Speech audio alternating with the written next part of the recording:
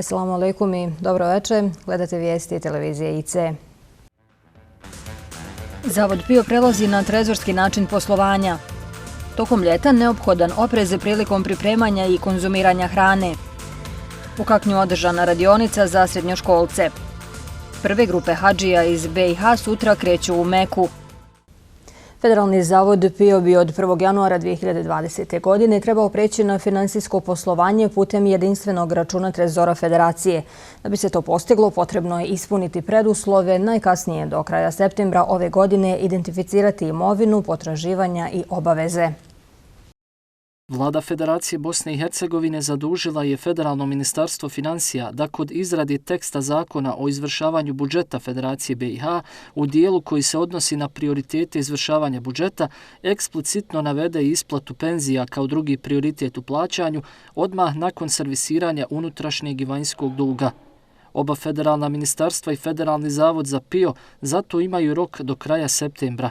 Članom 130 zakona o penzijskom i invalidskom osiguranju propisano je uvođenje trezorskog poslovanja federalnog zakona za PIO, a odredbom člana 150 da će trezorsko poslovanje nosilaca osiguranja biti uspostavljeno u periodu od najduže 2 godine od dana stupanja na snagu ovog zakona. Kako je zakon stupio na snagu 1. marta 2018. godine, finansijsko poslovanje nosilaca osiguranja putem jedinstvenog računa Trezora Federacije BiH treba uspostaviti do 1. januara 2020. godine, saopćeno je iz Vlade Federacije Bosne i Hercegovine.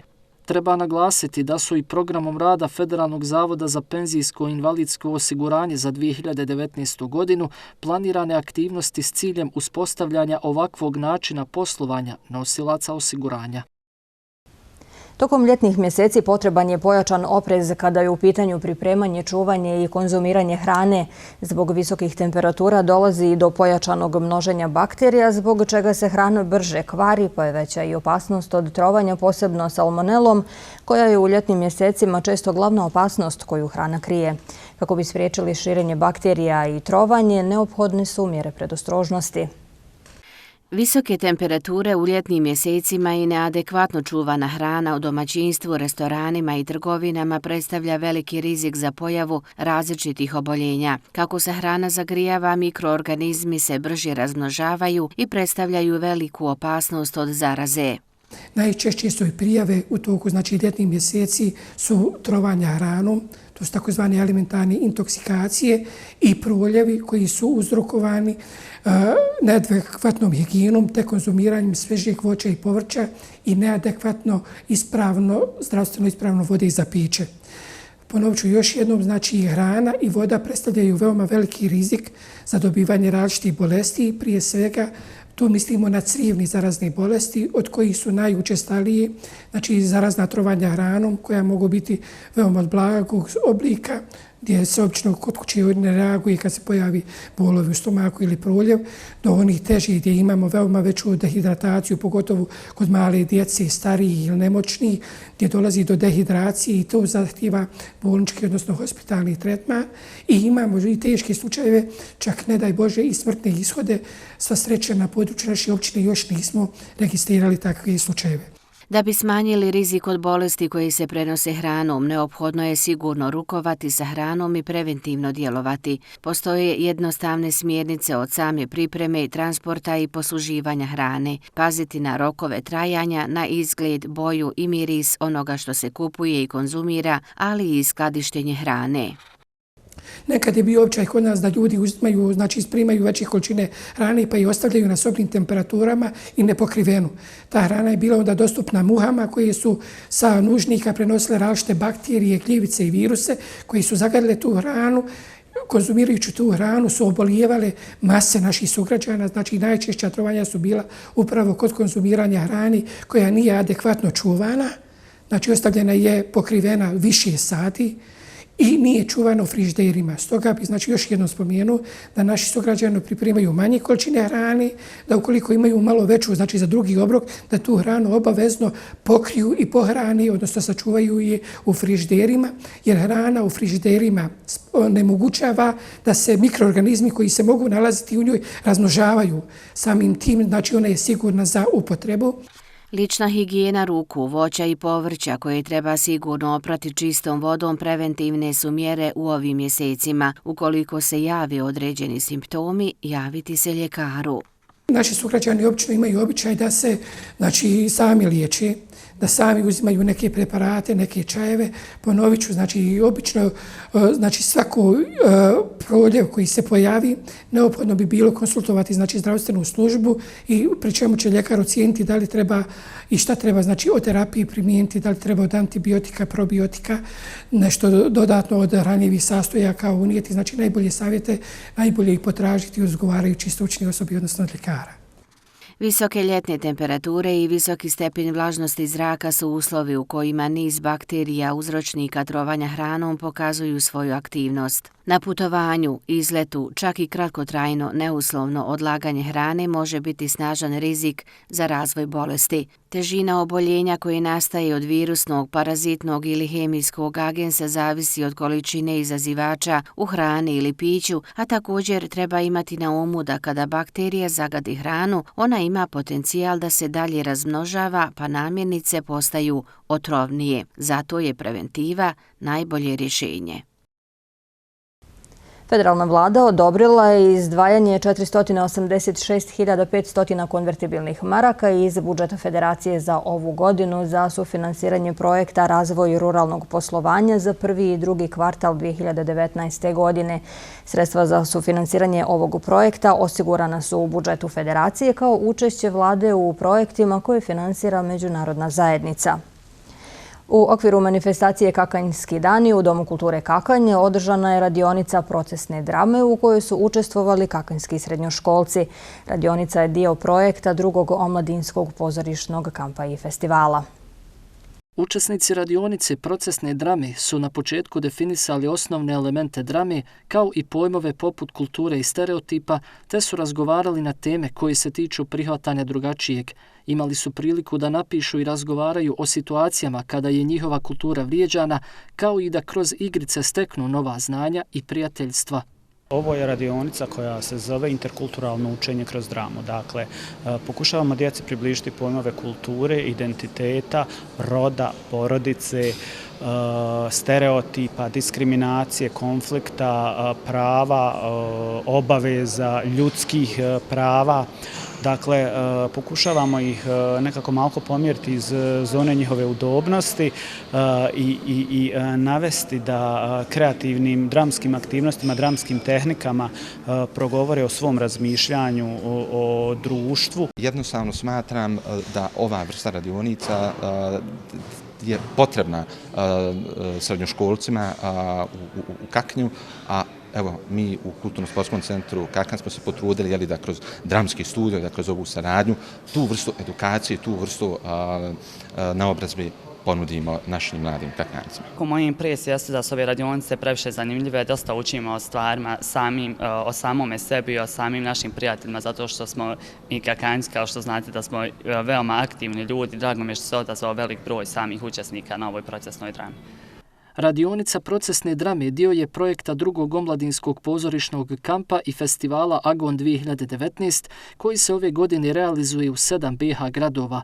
U ovom projektu učestvuju Hrvatsko narodno kazalište Mostar, Narodno pozorište Banja Luka i Bosansko narodno pozorište Zenica. Omladinski i glumački kamp Agon 2019 traje od 6. mjeseca do 12. mjeseca, ima nekih 5 podsegmenata. Jedan od njih su ove radionice koje gledate. Drugi segment je bio drama Agon. To su zapravo bile radionice iz dramske pedagogije za voditelje dramskih sekcija iz svih 7 gradova i mlade kreativne ljude koji su nam došli iz tih gradova. To je bilo prošle sedmice, dakle 3 dana u Trebinju. Treći segment su predstave koje oni moraju praviti, dakle u svim mogućim teatarskim formama, dakle verbalno, neverbalno, kao dramski tekst, kao improvizacija, devising teatar, sa lutkama, plesno, kako god zamisle, i to će imati priliku da prikažu u Vlasenici unutar ovog 5. dijela. 4. dio je glumački kamp, dakle centralni dio, taj glumački kamp od 7 dana u u Trebinju, gdje će sve ekipe doći sa svojim predstavama, prikazati te predstave. Svi su festivali kubure sa novcem, nema dovoljno sredstava i jednostavno se dođe na festivale, odigra se predstava, bude se na okruglom stolu, ako festival ima okrugli sto, i ide se kući. Dakle, praktično to upoznavanje, druženje, razmjena iskustava nekih ne postoji. I onda smo tada razgovarali kako bi tako nešto bilo dobro da postoji u Bosni i Hercegovini. Pokrovitelji projekta drugog omladinskog pozorišnog kampa su Međunarodni institut za migracije i USAID, a implementira ga kulturna scena Male stvari Trebinje. U organizaciji Kakanjca Enesa Begovca danas je u Kaknju održana izložba kamiona. Ovaj međunarodni skup, osim učesnika iz Bosne i Hercegovine, okupio je i one iz Srbije, Hrvatske, Slovenije i Grčke. Danas je u Kaknju održan 4. po redu susret ljubitelja kamiona pod nazivom BH Truck Show, na kojem su učestvovali vozači kamiona iz Bosne i Hercegovine, Srbije, Hrvatske, Slovenije i Grčke. Za sve njih bila je ovo prilika za druženje i razmjenu iskustava. Posjetioci su mogli uživati u reprezentativnim primjercima kamiona. Kada je riječ o ovom događaju, sve je počelo prije nekoliko godina, kada su se mladi vozači odlučili da kreiraju internet stranicu za ljubitelje kamiona. Osnivač stranice i organizator ovog događaja je Kakanjac Enes Begovac. Na kraju treba reći da je u popodnevnim satima upriličen i defile kroz Kakanj, nakon čega je izvršen izbor najljepšeg i najjačeg kamiona. Posljednji avion sa vjernicima iz Sarajevskog muftejstva jučer je sletio u Medinu, čime je kompletiran dolazak svih budućih hadžija iz Bosne i Hercegovine. Ove godine hadž, petu islamsku dužnost, obavit će 1680 vjernika iz Bosne i Hercegovine.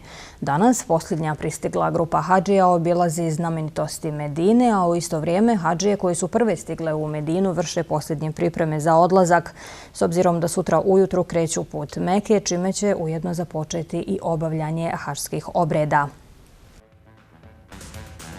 Gradska uprava grada Zenica potpisala je 5 ugovora za sufinansiranje projekata utopljavanja, odnosno izrade termoizolacionih fasada na stambenim objektima kolektivnog stanovanja, te 9 ugovora za zamjenu krovova od azbestnih ploča za 9 stambenih objekata.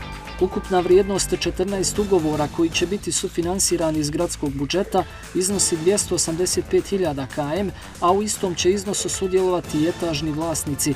Po ugovoru stanari zgrada kojima su odobrena sredstva poticaja imaju rok od 30 dana za prikupljanje sredstava za finansiranje svog dijela učešća.